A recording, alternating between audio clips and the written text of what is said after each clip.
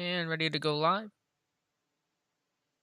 And we should be live for the Steelers Depot Monday live stream here on January 11th. Unfortunately, a disappointing Steelers live stream to bring you guys, as the Pittsburgh Steelers had been eliminated from postseason contention after losing in upset fashion to the Cleveland Browns last night. So their season is over. A lot to talk about today. A lot of frustration in the comments, I am sure. As always, joining me is Dave, Bryan, and chat. Please let me know if you can hear Dave. You should, but if you can't, let me know. Happy, what day is it? Monday. All these days are running together hmm already, and the week is just started here. Gonna be a long week, Alex Kozora. Thanks for having me, hmm and hello to everybody in the chat tonight. You can hear Dave. Good deal. As always, we are here for an hour. Dave and I answering as many Steelers questions as we can. If you want to have your question be guaranteed to be asked and answered, you can leave us a super chat, and Dave and I will address it as quickly as possible. Be sure to like the stream as well; helps bring more people to the chat. And so we will get started with the questions here. Live Loyal says that sucked. You guys want to finally admit there needs to be a head coach change and more. Even if we thought that, and I think we discussed our thoughts about Tomlin today, that is not going to happen. Mike Tomlin's going to be the coach next season, whether or not you like it. Right? Yeah. I mean, and hey, I don't think it should happen. Head coach change at all. Not at all. But we'll see what happens with the rest of the coaching staff. Alex and I had a long talk about that on the podcast this morning, and we made sure to address a lot of the what we view probably are the main concerns of fans stemming from that game last night, the loss, and how it shouldn't have happened, and why did it happen, those kind of things. But there's no way Mike Tomlin's going to get fired from this, nor should he. Mark Leslie says, first of all, I'd like to admit I was wrong. We aren't winning at all. Hope I didn't make you waste your money. Alex, you didn't. No worries, Mark. This team has underachieved, though. They've been disappointing, and it's hard to have a lot of faith in them going all the way anytime in the future because of that underachieving mentality they've had. He also asks, what are some things, players we can be excited for next season? I'm very excited to see the development of Claypool. We might be losing a lot, but we still have some incredible talent on the roster. Yeah, the receiver core in general, whether that's Deontay Johnson in his third year, Claypool, the continued ascension of an Alex Highsmith into that full time role out of the gate should be exciting. Still have T.J. Watt to be the defensive player of the year. Still have Minka Fitzpatrick. Excited for Watt to get locked down long term. That should happen before week one of 2021. So some things to be excited about. But as you mentioned, Mark, and as Dave and I have discussed, this roster is not going to be better week one of 2021 than it is right now. Yeah, I think it's hard to, as we said way before the season started, we kind of thought this was going to be the best chance for this team to win a Super Bowl here for the next little while here, and it's hard to imagine that changing based on the cap situation and everything we know right now. One name that we didn't bring up, and obviously we will in a future podcast on probably Wednesday or Thursday, James Pierre. Maybe Mm, that's a guy a little bit to be excited about. Obviously, not a lot of film on him right now, but the fact that he played, what he played, 9, 10, 11 snaps, something like that on mm, defense, and Justin Lane had 0, I think that speaks volumes, in a big playoff game right there. So they obviously think a lot of James Pierre. I haven't gone through the deep into the tape at all yet, but obviously doing a lot of end of the season type work and all for the site and all. I will these next couple days, but I think James Pierre might be somebody that we go that we get a little bit excited about with moving forward here. Yeah, he played well in dime packages, supplanting Lane, who struggled in the Week 17 finale versus the Browns. And so, you may have missed on Lane. Maybe you found something in Pierre. I think Collinsworth made the good point. I believe the only undrafted free agent for Pittsburgh this year to make the roster in a very difficult season. So good for him. Got some playing time. Had a breakup downfield on, I believe, a third down. So that was all positive for him. One of the few bright spots last night. Mutated Genome, with echoing a thought we've had before. The Steelers won't be a better team next season, so why bring back expensive vets when this team will be over the cap? Is it not time to part ways with Ben Pouncey so younger free agents can be signed? I understand the mentality there, just blow it up, but I think that just trying to blow it up is easy. Trying to figure out a way to even attempt to make it work is harder, and that's the path this team generally takes. And again, it's not like you're saving $41 million by cutting Ben or whatever the money you would save with Pouncey. You're still going to be in a cap situation. You're not going to go out there and sign that high price free agent just because you cut Ben. So it doesn't really open a lot of magical doors by gutting your roster. And look, they're going to try their best to put as competitive as a team as they can out there. Hmm. A lot of things still that are hard to gauge right now, and number one of that obviously is what is the cap number going to be?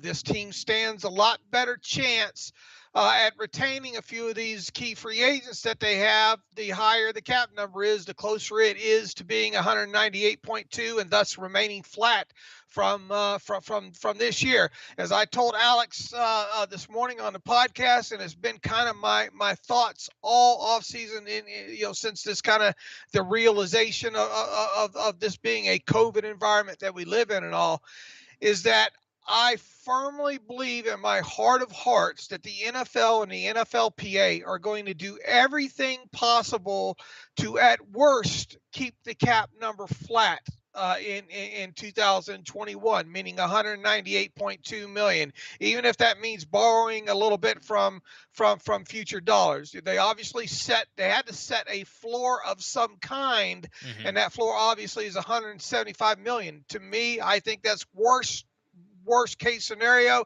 and I'm not sure that they hit that with these extra playoff games, and who knows what else they have sold in the meantime. The problem is we're not going to know that real cap number.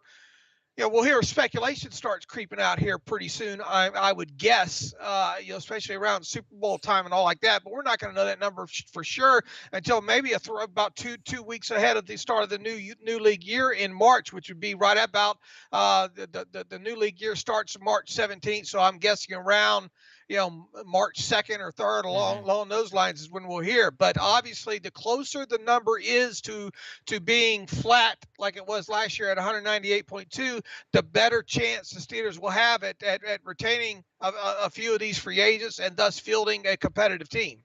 Yeah, I'm not entirely sure if Mutated Genome's comment was about outsider free agents, but any money you save is going to be going towards retaining guys, not necessarily bringing in guys from the outside unless they're going to be cheap options like a BJ Finney, Jesse James, players like that. You're not going to go sign a Steven Nelson this year if you have any cap flexibility. It'll be about retaining the guys that you're about and at risk of losing.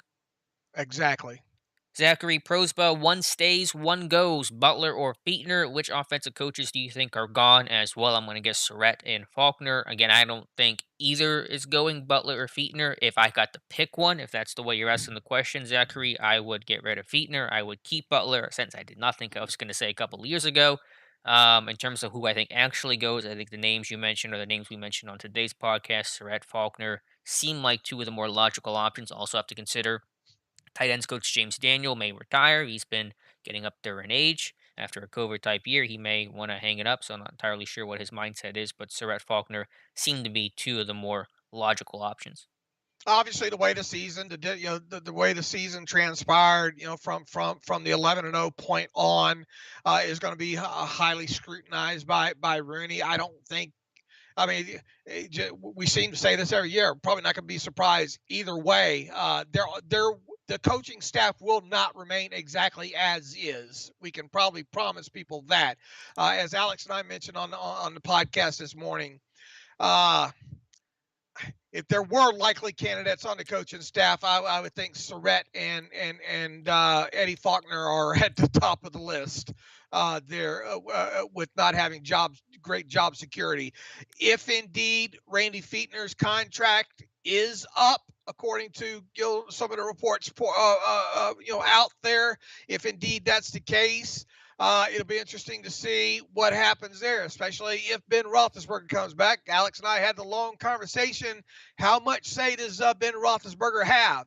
If Randy was out, then you wouldn't think they would stray too far from the roost, if you will, from the quarterback room, Hmm. meaning Matt Canada would probably be the odds-on favorite, I would think. It's just so hard to imagine at Ben's age and with the time that he has left them going outside the organization and bringing someone in, unless maybe it was somebody that he's already worked with. I don't know, a Wizen Hunt. I don't know. Mark Whipple?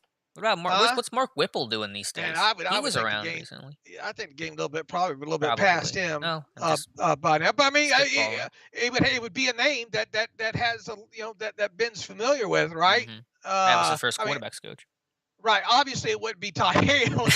Well, he's available, Right, but no, right. he's not gonna be Todd Haley. But I mean, you're with me, right? If it's Mhm. not, if they moved on from a guy like Fietner, it would more than likely be a guy like Canada, or somebody maybe that's had been, someone recycled. It's just hard to imagine Ben straying too far from what he already does and likes to do offensive coordinator wise. Right, but as we mentioned on the podcast today, therein may lie the problem. Where if you keep doing these static, very limited in the box type moves, you're going to get what you've been getting, which is not nearly good enough.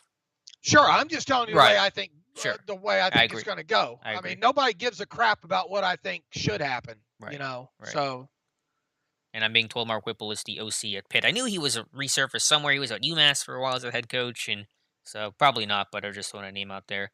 Yeah, a lot of decisions, a lot of intrigue coming up. But Ben's going to be your quarterback. Tomlin's going to be your coach. Feetner, Butler probably remain as coordinator. And does that mean this team's going to have about the same results as they've had, or if not worse? And that's kind of the fear in my head right now. Have a super chat here. Thank you from Jonathan Mason, $5 super chat. Appreciate it. He says, Alex, you and John Ledyard interact some. Is it possible to get him on the podcast soon? I know he's one of the more critical voices on the Steelers. John is now covering the Bucks. He's on the Buccaneers beat, so I don't think he's doing a whole lot with the Steelers right now. So that's probably not going to happen there, Jonathan. But I appreciate the super chat. Go back to some questions here. Mark Leslie, a lot of people want Ben gone, but just think where we would have been this season if it wasn't for Ben. Yeah, he threw 4 interceptions last night, but he also threw for over 500 yards and 4 touchdowns. It's a fair point, Mark. Mike Adesso says, I heard today that Spot Track has Cam Sutton projected getting 3 years, 7 million plus. No chance Steelers could afford that. Is this realistic? hey, Um, stop using Sport Track. It's the yeah. single worst cap site out there. They really scrape a lot of the stuff from over the cap. Mm-hmm. The guy, and I don't mind if people go out there and tell him it either. He's about as clueless as they come overall. Sure, he's learned some things about the cap over the years, but do not use Sport Track. If you're going to use, something like that, use over the cap. Mm-hmm. Uh, uh, uh, they know their stuff inside and out related to that. Now, as far as market value goes, Alex and I talked about Cam Sutton's value. I mean, you have PFF in their most recent article by them. What did they have the number at? 2.75. Yeah. Is that it? 1 year deal under 3 million. Yeah. Look, he's not going to break the bank. I don't think he's going to be around the 7 million mark. Overall, but I mean, I think it'd be over 2.5 million. I could see a team honestly signing him to something. I don't know, like a 3 year, 15, $18 million yeah, deal. 12 to 15, somewhere around in there. $1 million deal. Uh, he's got a lot to prove, and on top of it, I don't think he'd be smart to lock himself up for a 5 year deal Mhm, at a low amount. So maybe something like a 3 year or 2 year deal, something that averages, I don't know, between 4 to 6.5 to $6 million. Maybe I think six might be pushing it with him.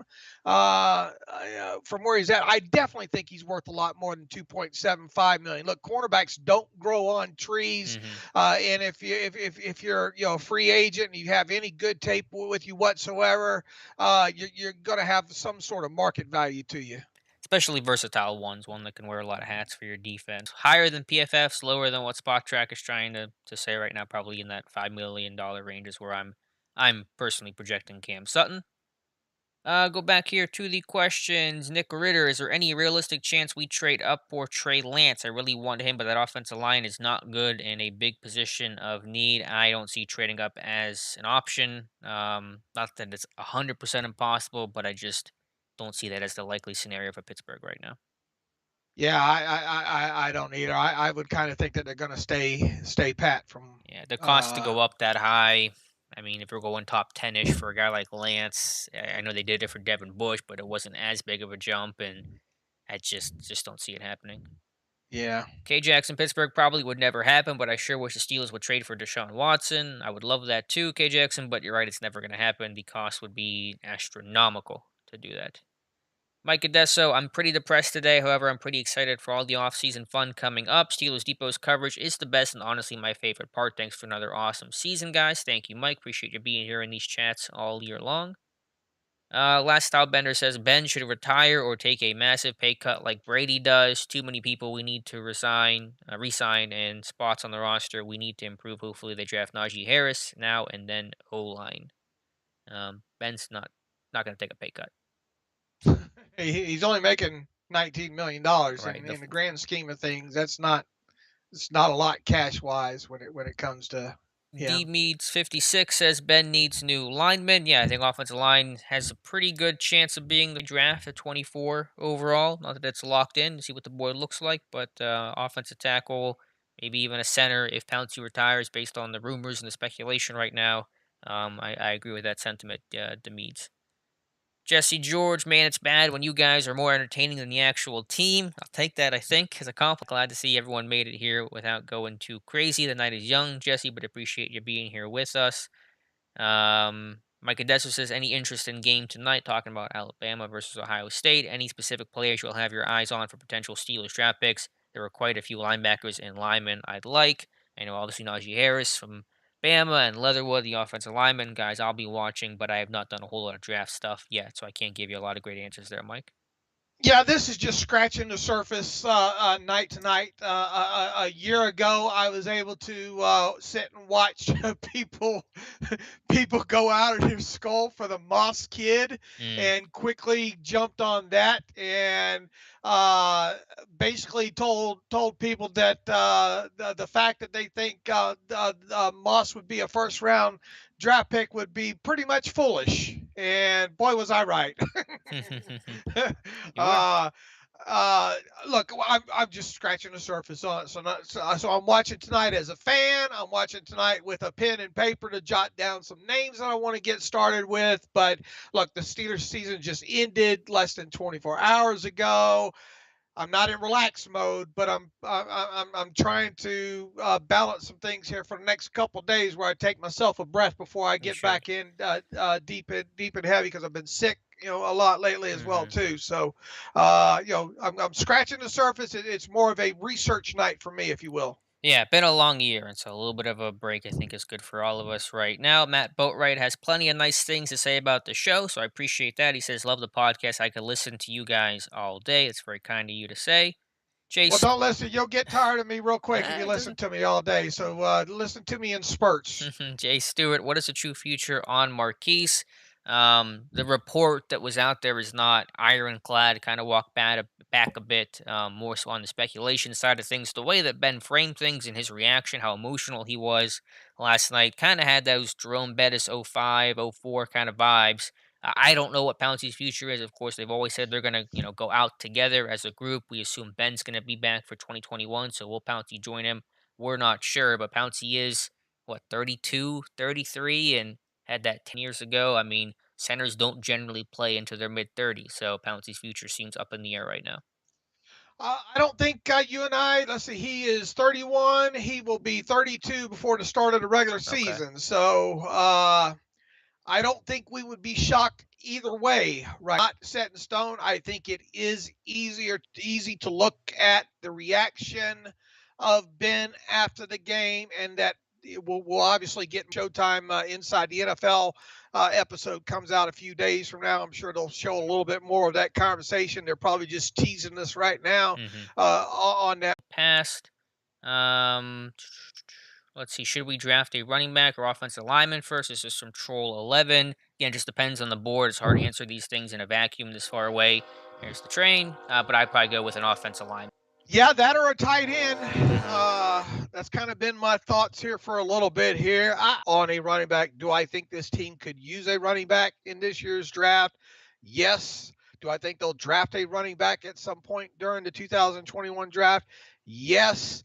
I'm just not a big fan of spending a first round draft pick on it. But that team obviously did that was Rashard Mendenhall, right? And what was that? 2010 was it?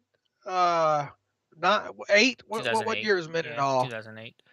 Yeah, 2008. And how did that work out? Mhm. Look, here's the thing. You better count on running backs missing time. You know, and to think that they'd make it through a 4 years and play in 64 games, I think is foolish.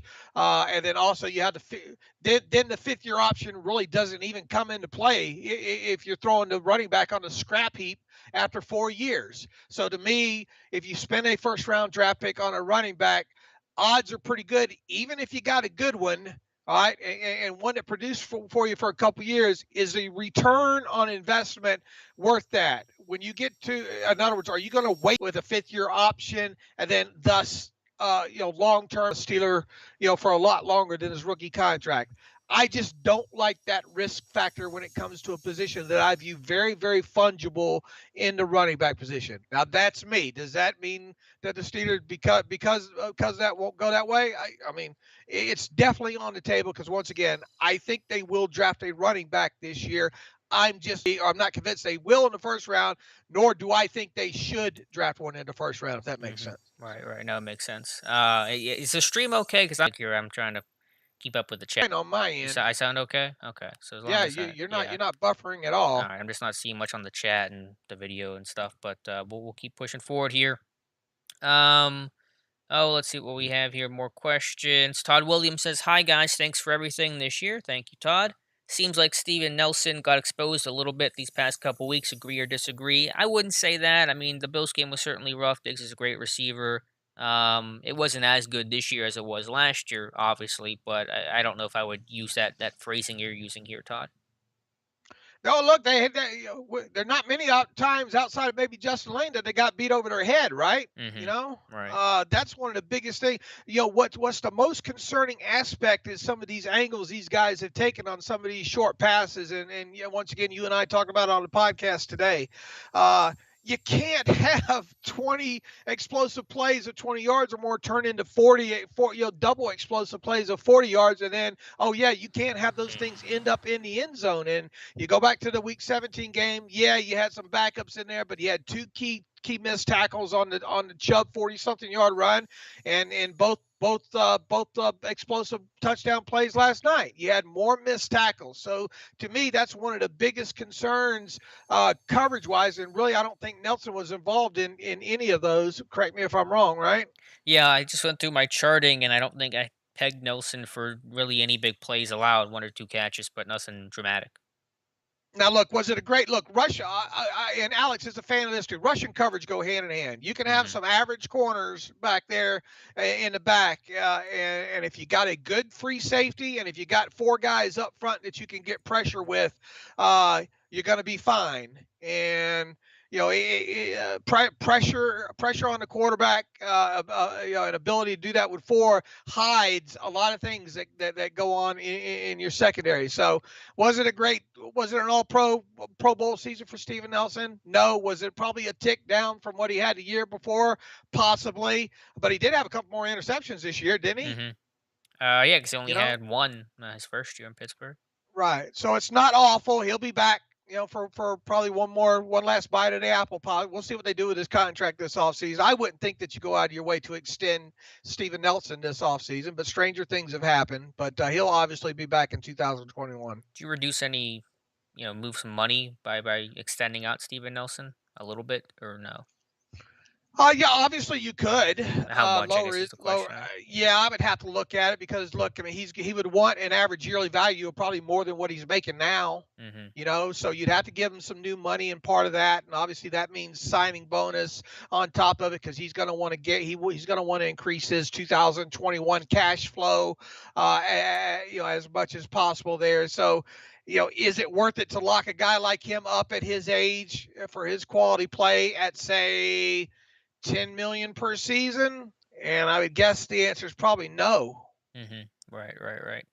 The last style bender says expect Hayward or Tua to be traded. To be honest, I would not expect that. I know Dave, you just wrote an article today saying Hayward's not going anywhere, and I think No, everyone. there's no way. I will guarantee. Who asked that question? The last style bender.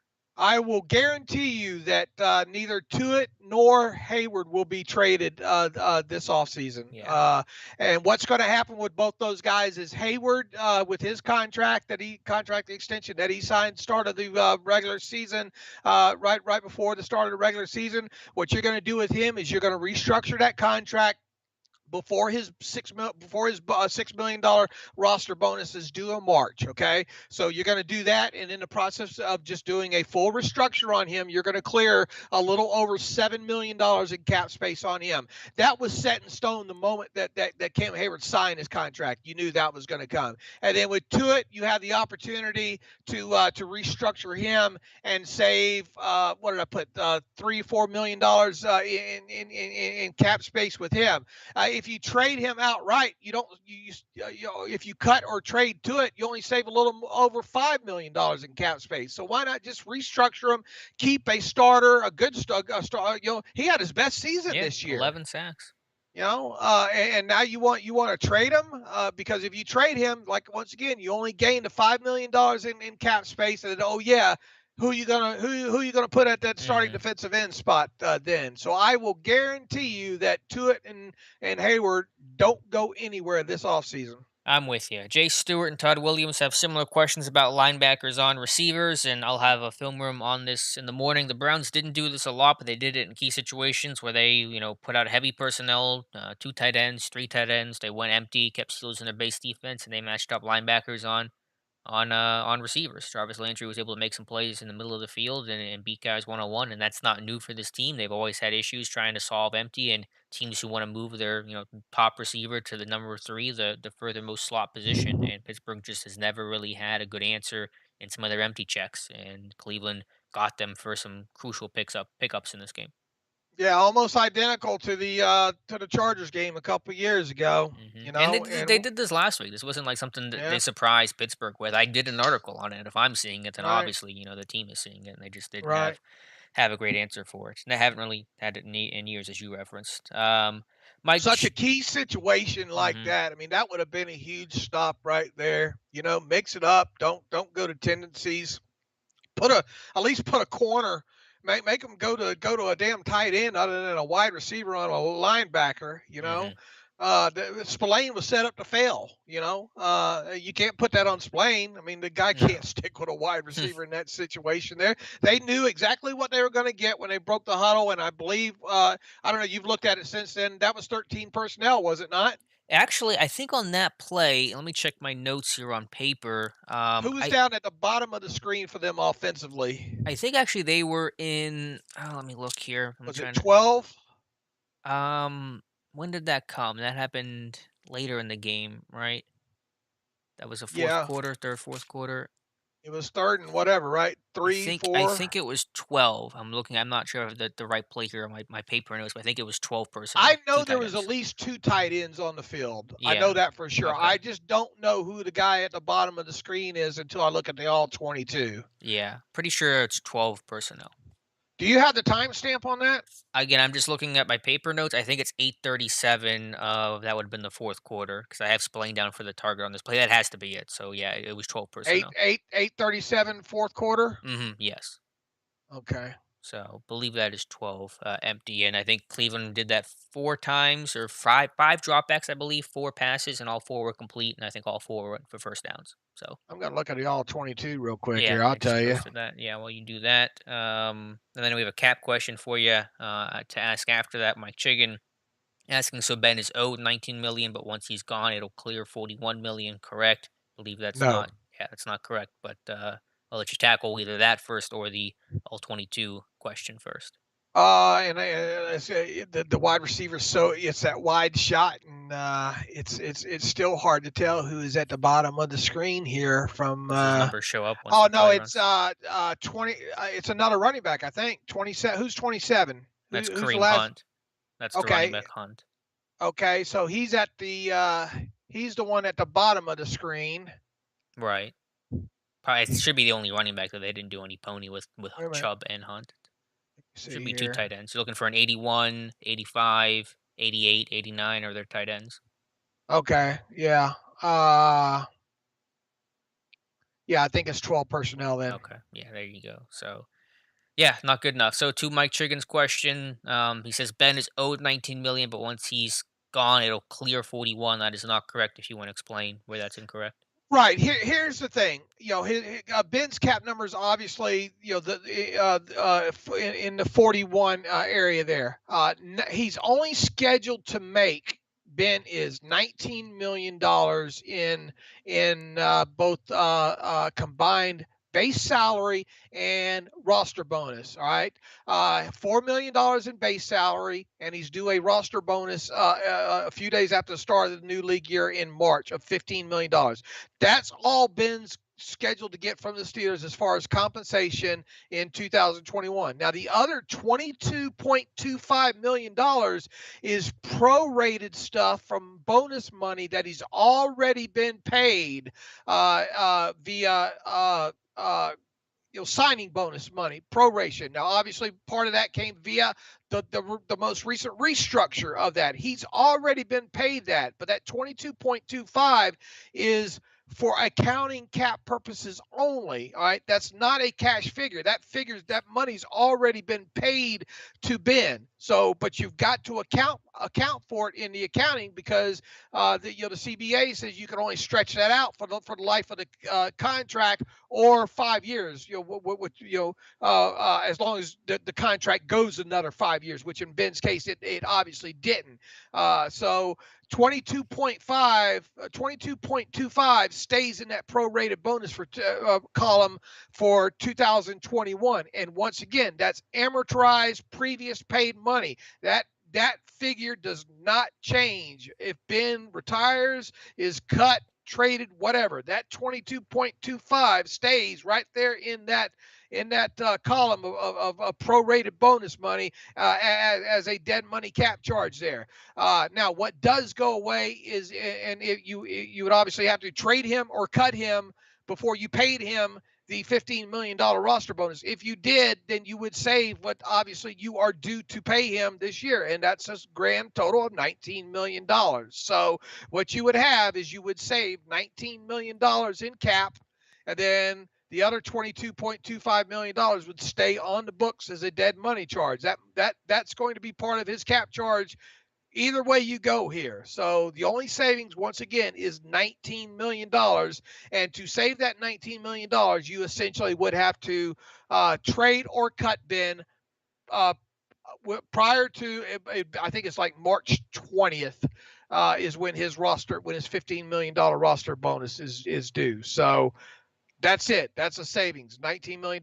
Now, the only other way that you can lower his cap number is you would sign him to an extension of however many years. You would take that $15 million roster bonus he's due, along with almost $3 million of the base salary that he's due, turn that into a signing bonus, and then prorate that out for however many extension years that you have. Now, obviously, if those are not what they call false years, on top of it, Ben's going to want more new money, Hmm. to hang around and play if indeed he intended to play past 2021. So then you run into that conundrum. The best case probably scenario, what might end up happening with him is he either signs. He says, "Look, I'm done after 2021. So if you want to add some false years on me, just go ahead and pay me out that 15 plus another three, about 18 million signing bonus money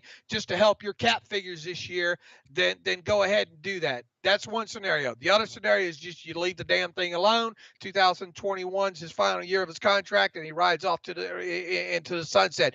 Even if you extended him out with 4 false years on top of 2021, you're not going to save astronomical amounts of cap space Hmm. here, with him.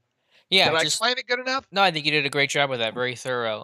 The bottom line is there aren't a lot of moves to make. I mean, you have Ben. Ben's going to be your guy, and that is going to limit you financially to a fairly significant degree. But even if you got rid of Ben, it's not going to again open these magical doors of all these possibilities. You're in better shape, cap wise, but you're also without a quarterback, and the additions you're going to have by signing whoever with that money that you would have given to Ben is not going to make up for the loss of your franchise Hall of Fame quarterback.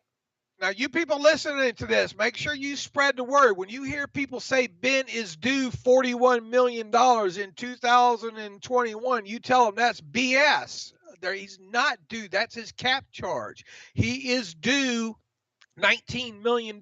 So you make sure you spread the word and help set people straight, because there's a lot of misinformation by other blogs and even some media members out there that are putting this out, that Ben's due $41 million, and that's just not it. He's due $19 million. That's what he's scheduled to earn in 2021.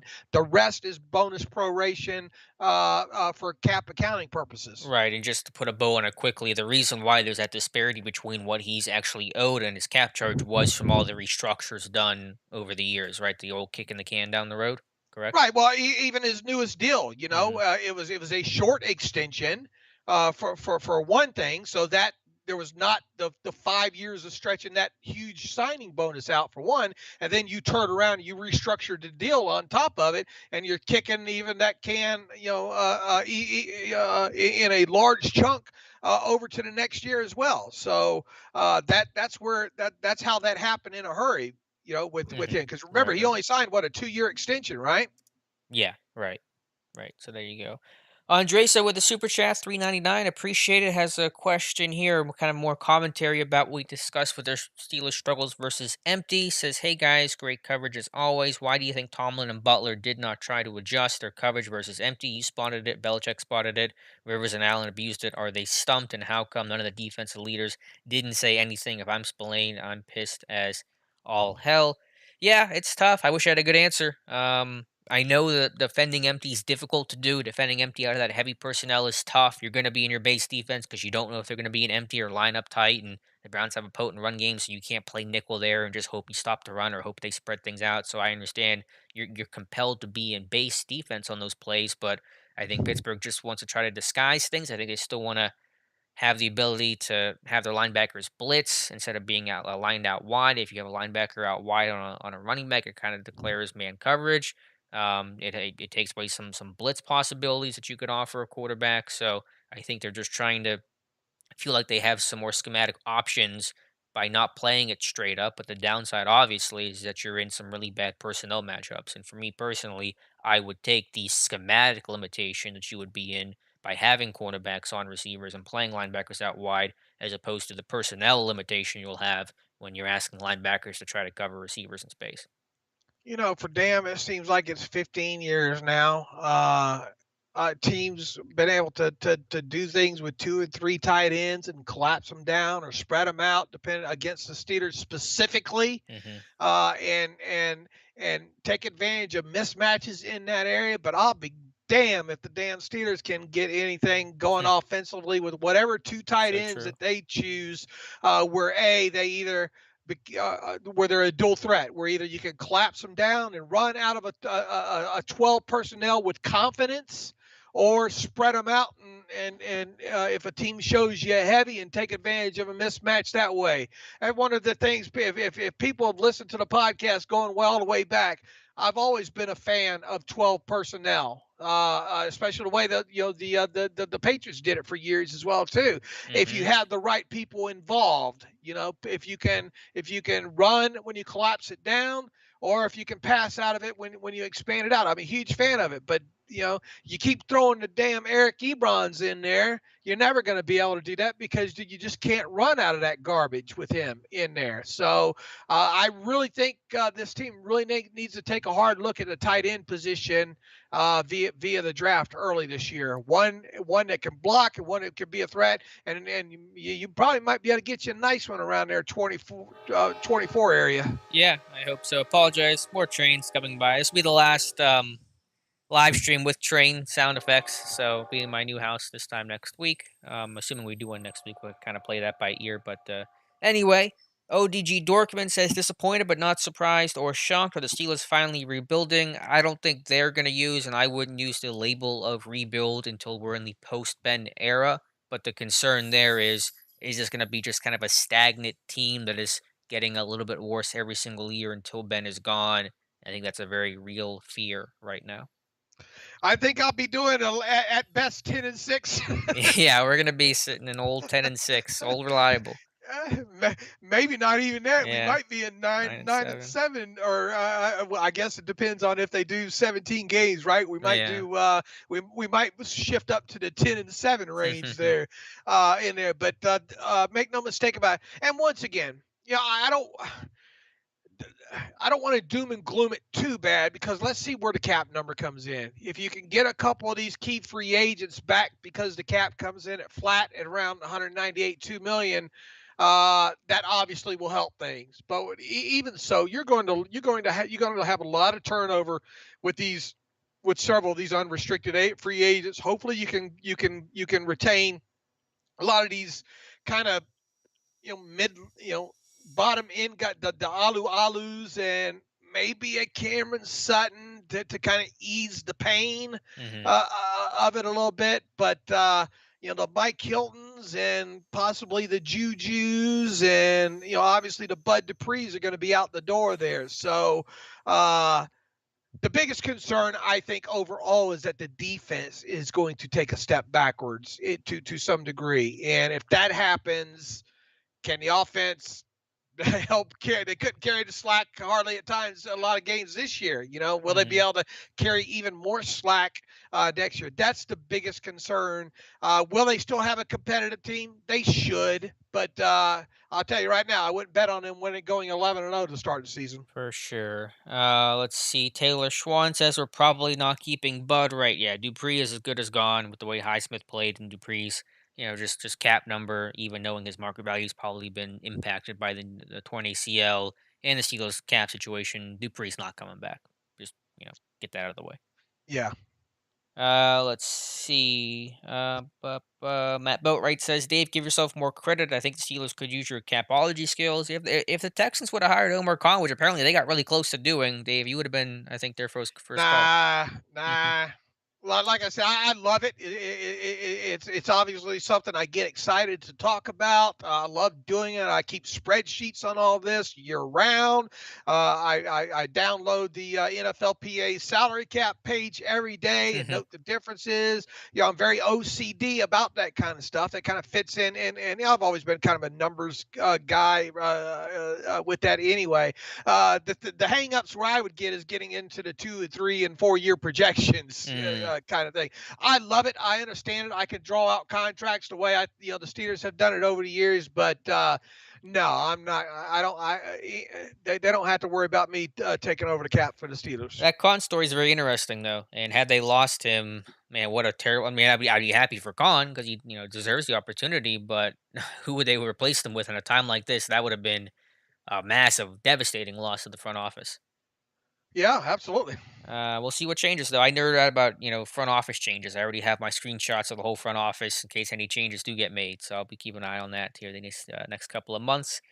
Let's see. Jay Stewart, is that Jay Stewart that had a question that seems to be deleted now? All right, I'll move on.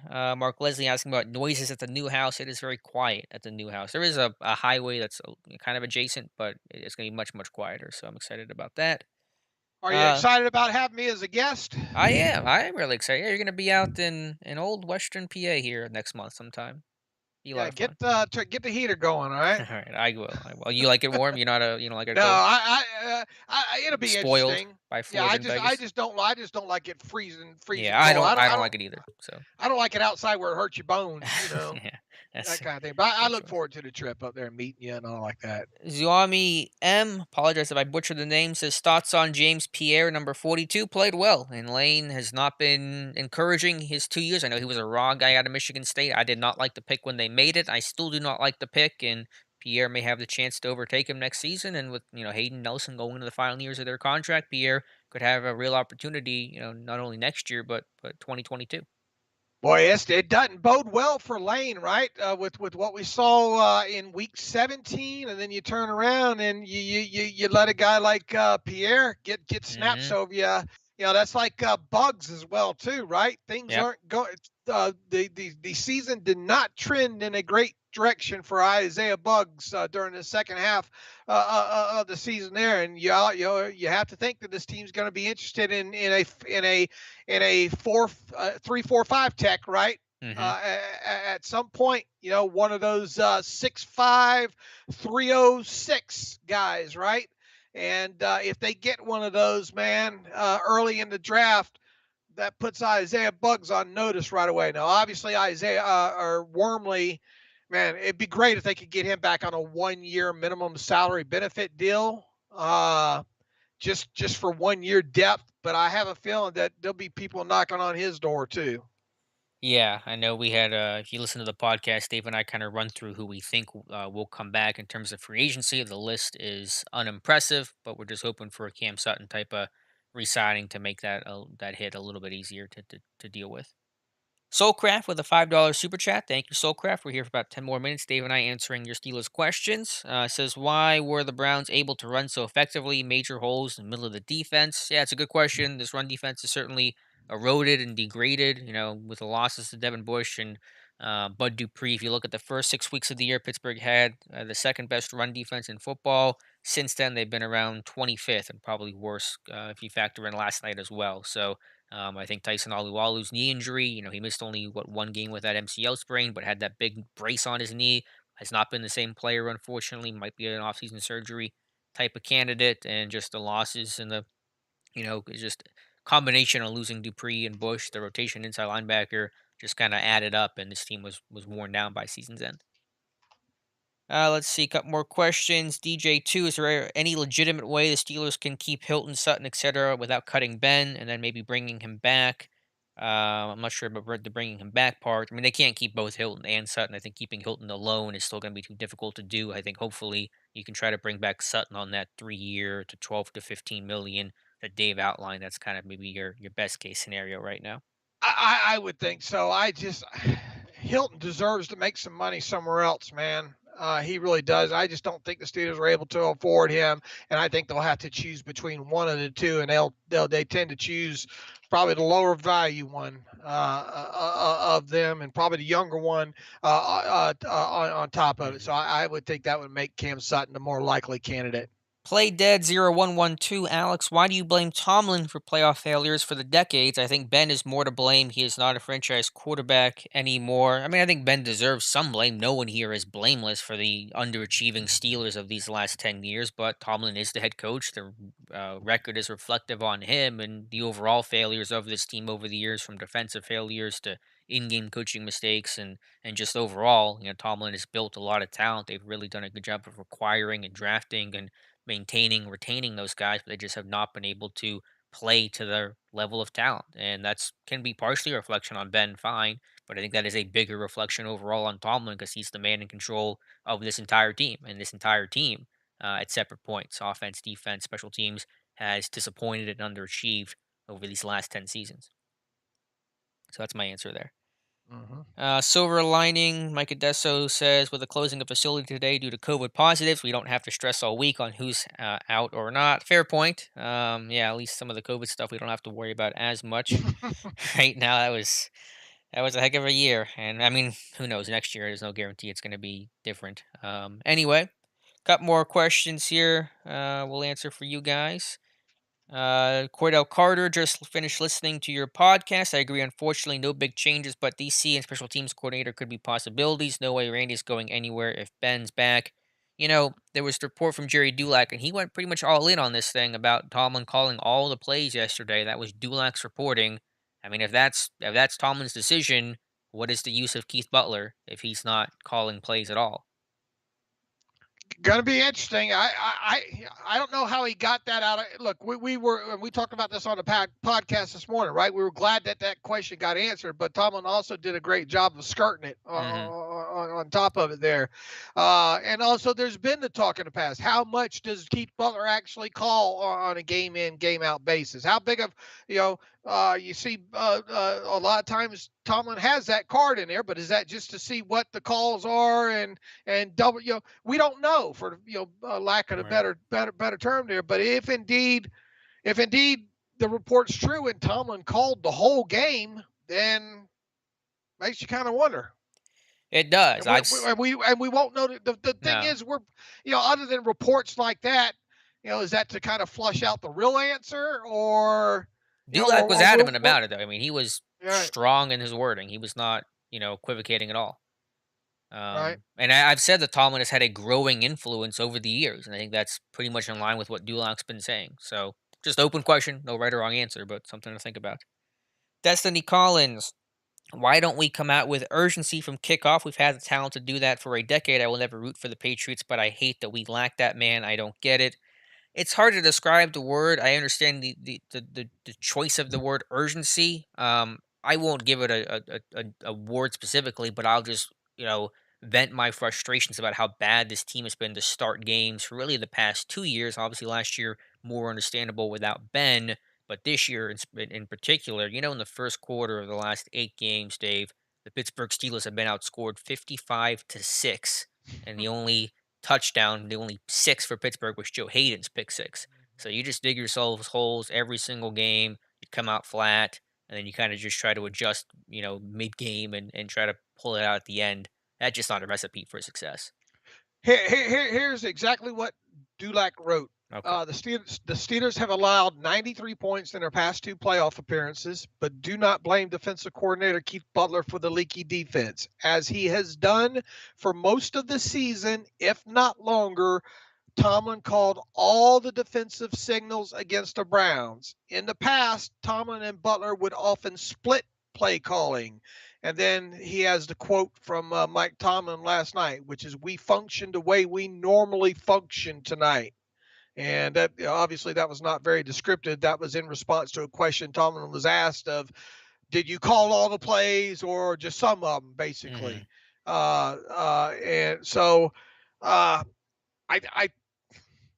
I think Dulac, unless Dulac really, really knows for sure, there was nothing from what Tomlin said that Right. gives credence to that. So, if you're taking Jerry Dulac for his word, as he has here, like I said, as he has done for most of the season, if not longer, Tomlin called all defensive signals against the Browns. So take that however you want to take it. Yeah, I assume Dulac already kind of knew that and was angling the question in that direction. Nothing in Tomlin's answer, supports that. But I assume Dulac has some sort of source or information he's acquired otherwise. And I don't know. He's pretty confident about it. If he's wrong, then he's wrong in a big way. But it's hard to think that he's off the mark there too much in that assessment. Let's see, couple more questions. Once you guys start draft prep, what specific player or position do you plan on starting with or look forward to? Good question. I just kind of take it, whatever I can see and get. I don't really have a good plan to start, at least not right now, Mike. No, I usually gravitate to like edge rushers and tight ends and wide receivers and contextualizations of those kind of things. I think we're going to even have kind of excited. I think we're going to have like two or three maybe new people doing on top of kind of our normal group of people doing some of these player profiles. So my hope and I think our goal is to have 4, 5, 6 of those out a week. And then obviously hitting some days a little bit more than that, and hopefully having, I don't know, around 200, right? You know. Yeah, that's kind of always the loose goal we have, 200. So we'll get started with that pretty soon. Not entirely sure when they'll first drop, but sooner than later. Pasta sauce, love the podcast. Listen to it on the way to soccer practice with my dad. That's very kind of you to say. I'm glad you guys can listen together. Appreciate that. Let's see, about 5 more minutes here in today's live stream. John Pennington, always here in the live stream. I'll get to his question. Dave and Alex, I asked this question before now. I think he's saying he's asked this question before. With the way the season ended, do you guys think it's time for the Steelers to go in a new direction on offense and fire Randy and Sean and Ben if need be? I want Ben back as my quarterback next year. If they, hypothetically got rid of Surratt and Fiedner, it would not hurt my feelings. I expect Fiedner to be back. Surratt, I think, is up in the air. That's from my reality standpoint, from what I would do or what I would like to see standpoint. If I got rid of Fietner, I would not be upset about it. Yeah, but I mean, yeah, once again, what good are our opinions in this? Right? Yeah. I mean, he's just. I think I don't know if he's asking for the opinion or the reality side of things. Um, What people want confirmation bias, or I don't know. Overall, look, I mean, we don't know how much Ben, how much. It'd be nice to know who's calling what plays. Really, I mean, we've already got a question now. What's happening on the defensive side of the ball? Hell, why do you need even coordinators now? Based on kind of the way things are being framed here. If Tomlin's calling all the defensive shots and Ben's calling more than half the games out of no huddle, then fire everybody, save the money. yeah, but we expect Feetner to be back, and that's really all I'm that being ultimately matters. I'm being obviously sarcastic there, but I just think too much gets lumped in on Randy there. This offense had a lot more problems. Uh, Sure. you run the football a little bit better, make things look a lot different. With all that said, though, if Ben comes back once again, I think it's hard to imagine unless it's Matt Canada. It's hard to imagine that person not being Randy Feetner. So I have a feeling it's going to be one of those two. And if it is one of those two, you can bet the whole high hell that Ben Roethlisberger is going to have a lot of say in what they do and how much of that old playbook's kept. They're not just going to throw that thing in the fire all of a sudden. You know, Right, for sure. heck, you've got plays that they've run that have been staples in that playbook for Steelers staples for 40 years. Those things aren't going away. And Ben's got his favorites that he likes to run. And Ben's not the mobile quarterback, extended play quarterback he was. Look, you change the coordinator, we're going to get halfway through the Mhm. 2020 season. Or 2021 season, people going to say, "Oh man, fire Matt Canada. Oh, Randy wasn't that bad." It happens every time with this, because people don't pay attention. They don't get the all 22 and they don't look and study. They just want to go with the mob mentality. All right, I'm off my I soapbox. get you. Last question here from DJ2, circling back to a question he asked earlier. He says, Alex, you seem to imply you don't see a scenario in which we cut Ben and he comes back. Why not? You don't think Ben takes one for the team to save us 20 million in cap space? No, I just my short answer to that of cutting Ben and then re-signing Ben, that is not on the table. I think you work out an extension of some sort. That's how you reduce cap hit. Will that mean he's taking a hometown discount? No. But if you want to reduce cap hit, you'll do that with an extension, not the scenario you're laying out. So there you go. All right, guys, that's going to be it for today's live stream. Appreciate you stopping by. Apologize for a couple of the technical snafus early on. They seem to calm down and go away. I'm not 100% sure if we're going to do a show next Monday because I'll still be in the process of moving and getting stuff set up. I'll be able to let you guys know in the community tab if we're going to do that or not. Obviously, the season's over, so there'll be a little bit less to talk about as well. But thank you guys for being here. Thank you for everybody who liked the stream and sent us a super chat. We certainly appreciate it. And Dave Bryan, always appreciate having you on the show.